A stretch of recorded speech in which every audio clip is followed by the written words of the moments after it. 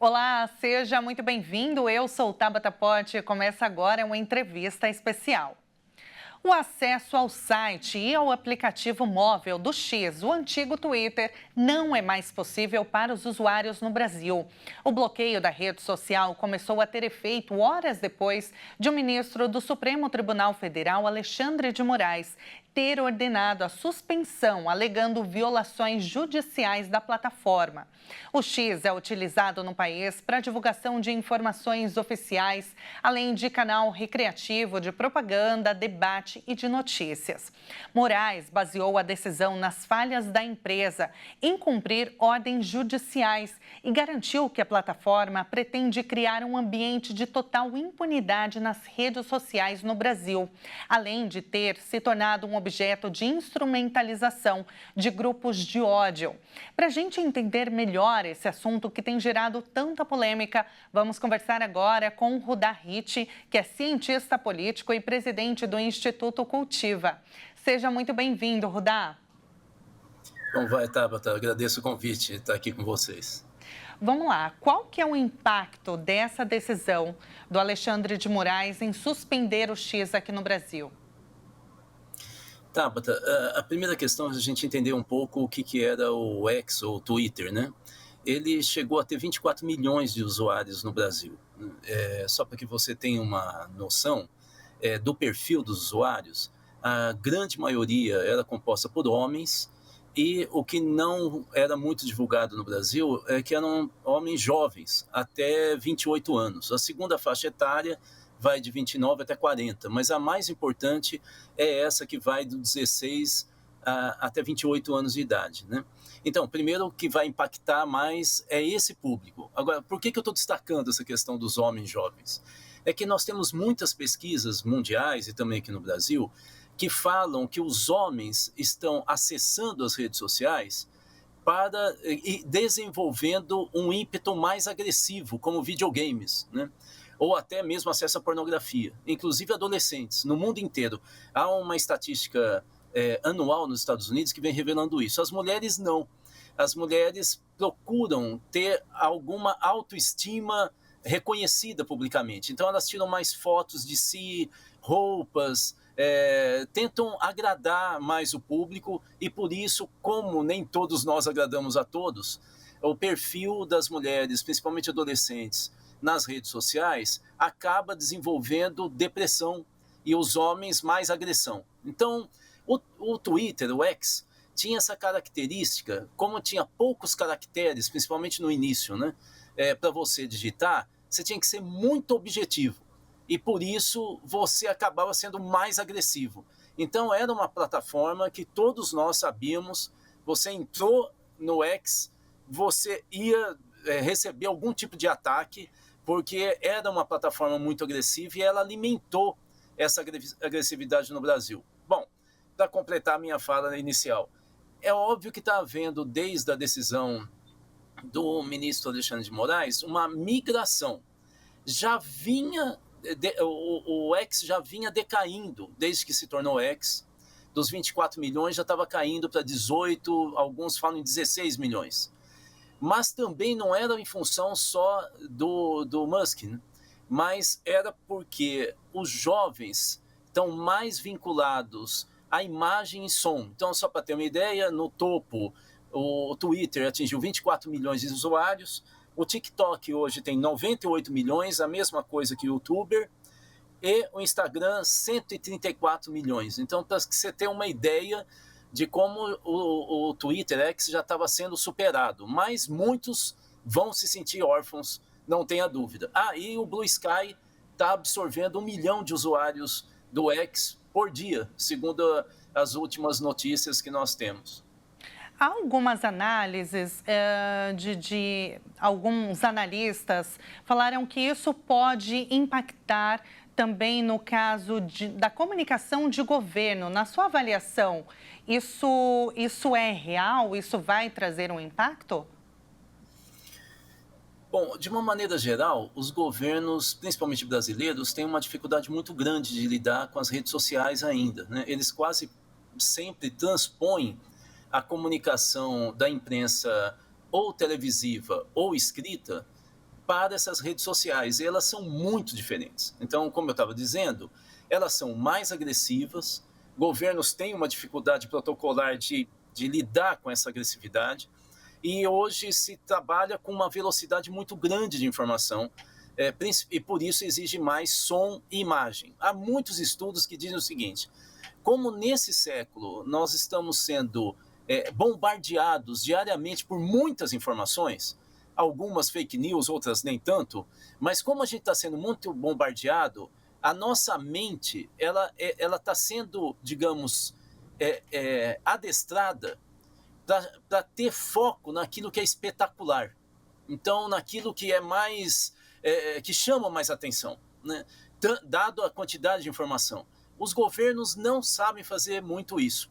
Eu vou só citar um exemplo de um político, não vou citar o nome porque ele é candidato, mas, por exemplo, em Recife nós temos um político muito conhecido como o melhor governante que sabe lidar com as redes sociais. Talvez por aí os governos aprendam a lidar com esse tipo de comunicação que é muito distinto da comunicação do século XX.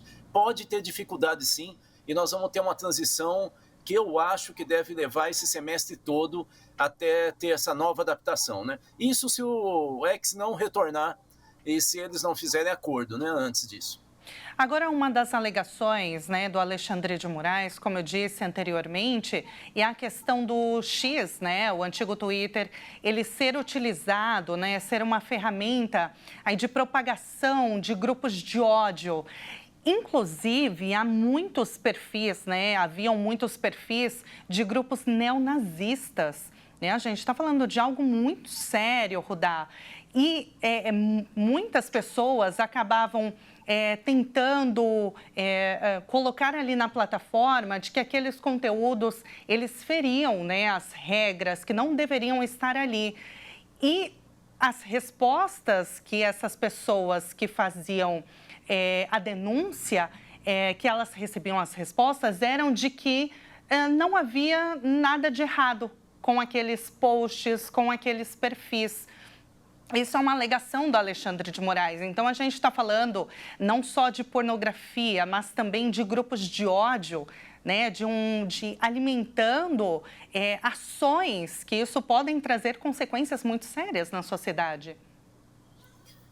Então, você tem toda a razão. Agora, não era só no X que acontecia isso, né? Por exemplo, os ataques às escolas ocorreram com avisos de adolescentes feitos pelo Facebook.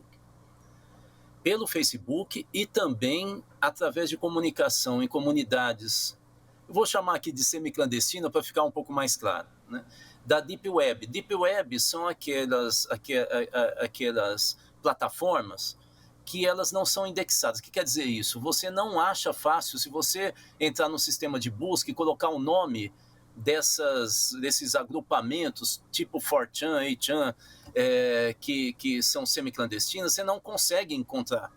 Você encontra através de alguém mandando para você o endereço. Aí você entra nessa escuridão da internet. É ali que muita gente acaba aprendendo truques para passar de fase em videogames muito violentos. E é justamente aí que o pessoal da extrema-direita entra para aliciar adolescentes e jovens. Então, a primeira questão que tem que ficar claro é que o que você está dizendo, que é gravíssimo, ele não ocorria só no X, né?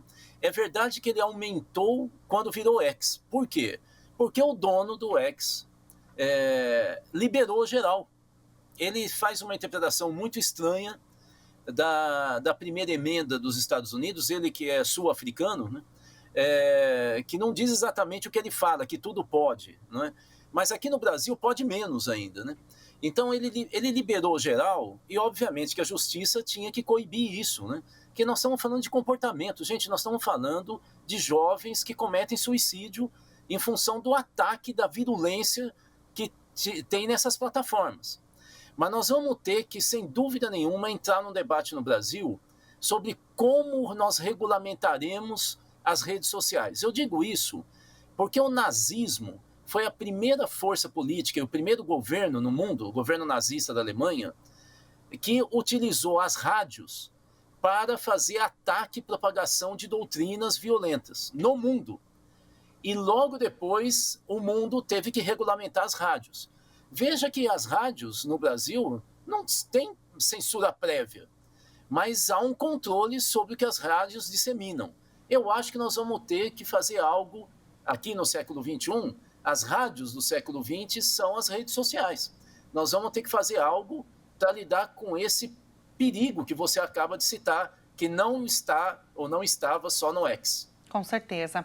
Agora, ao contrário do que o Musk alega sobre defender a liberdade de expressão, as ações dele são um tanto contraditórias, né, Rudá? Na China, na Índia, na Turquia, por exemplo, ele cumpriu as ordens desses países. Por que com o Brasil é diferente?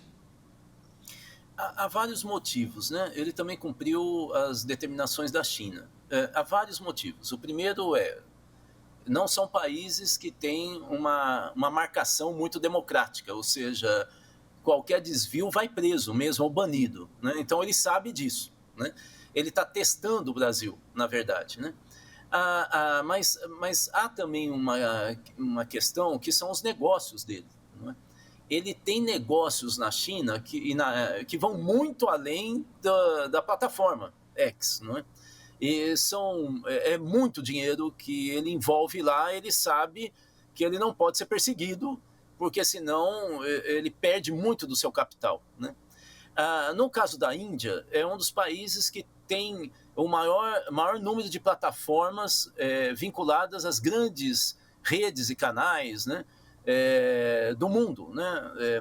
Eu mesmo fui professor na universidade de cursos de tecnologia de informação, e muitos ex-alunos meus, ou seja, assim que se formavam, eles acabavam recebendo convite para ir para a Índia. Então, assim, nós temos toda uma importância da Índia, como Bangalore, que é uma cidade importantíssima da Índia, e ela é toda plataformizada, digamos, o Vale do Silício, digamos assim, da Índia.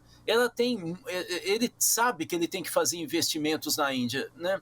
E a Turquia é um país estratégico ali que fica ele está na Europa, mas tem uma relação fortíssima com os acordos, né, inclusive de investimentos tecnológicos na área do petróleo, com o Oriente Médio, né? Então, são regiões estratégicas.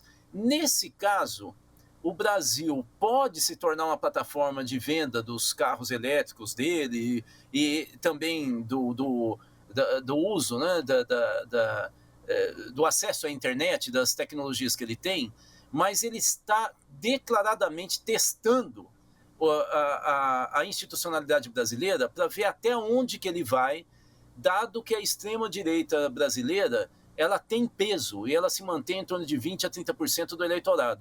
Então ele está fazendo um teste. Eu tenho claro que esse teste não vai durar muito tempo. Ou ele ganha algo ou ele cede. Não tem como ele ser um empresário tão desqualificado a ponto de colocar em risco seus negócios, né? E na sua avaliação, ele cedendo ou não, o que vai acontecer a partir de agora? Nós vamos passar por uma fase de transição. Veja, se de fato o STF, que está fazendo o julgamento, começou à meia-noite de hoje, né? E vai acabar o julgamento no plenário do STF até o final do dia de hoje, da noite de hoje, né? Se o STF corroborar, de novo, há dois caminhos: fazer um acordo e aí ceder algo, né, para o X, ou se impor. E na medida que o Musk não ceder, abre-se uma avenida para o que eu acabei de falar agora, que é um avanço sobre a regulamentação das redes sociais. Grande parte das outras plataformas, né, eu citei várias aqui, Facebook, elas já estavam se alinhando às orientações do judiciário brasileiro, né, nos últimos anos, inclusive. Mas eu acho que há um período, então, de transição que nós vamos vivenciar nesse semestre. O que é muito interessante é que se dá justamente no período, vamos dizer, do auge da campanha eleitoral nos municípios, né? E isso tem muito impacto, porque todos nós sabemos que os deputados federais que tem talvez sejam hoje os príncipes da República Brasileira, é a Câmara que tem mais, é o parlamento que tem mais poder, e talvez o que tem mais poder entre os três poderes nesse momento, a despeito do avanço do Alexandre de Moraes, para tentar colocar um pouco de ordem nesses ataques, né? Os deputados federais estão nas eleições municipais, então nós vamos ter uma repercussão muito importante do que vai ocorrer daqui por diante, tendo essa história do X como a ponta do iceberg na discussão da regulamentação ou não das redes sociais. Acho que nós vamos ter vários capítulos bem quentes dessa novela, viu, Tabata? E agora a gente precisa acompanhar, né? Não podemos perder nada para a gente tentar entender, né? Tudo que vai acontecer a partir de agora, esses próximos capítulos, como você disse. Rudá, muito obrigada pela sua análise, foi um prazer te ouvir. Eu que agradeço, estou à disposição quando vocês precisarem. Muito obrigada, até a próxima. Nós acabamos de conversar com Rudá Hit, cientista político e presidente do Instituto Cultiva. Eu fico por aqui, mas você pode rever este programa no canal Jornalismo Hit TV no YouTube. Muito obrigada pela companhia e até a próxima. Tchau, tchau.